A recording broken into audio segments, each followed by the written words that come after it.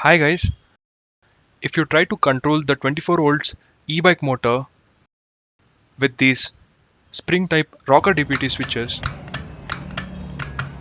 the switches will burn out since these can handle only up to 5 amps. So we have an alternative solution here. Using these switches, we'll just activate the SPDT industrial high current relays which can handle up to 60 amps.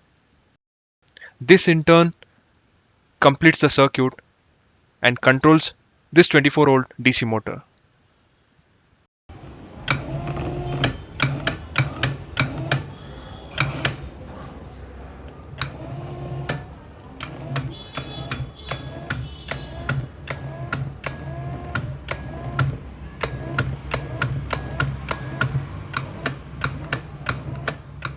Since I need the motor to rotate in both the direction, I'm using two relays for a single motor. By using this same solution, I have already made a RoboWar robot and participated in many tech competitions. So if you are also interested, you can check out the tutorial video. The link is provided in the description box.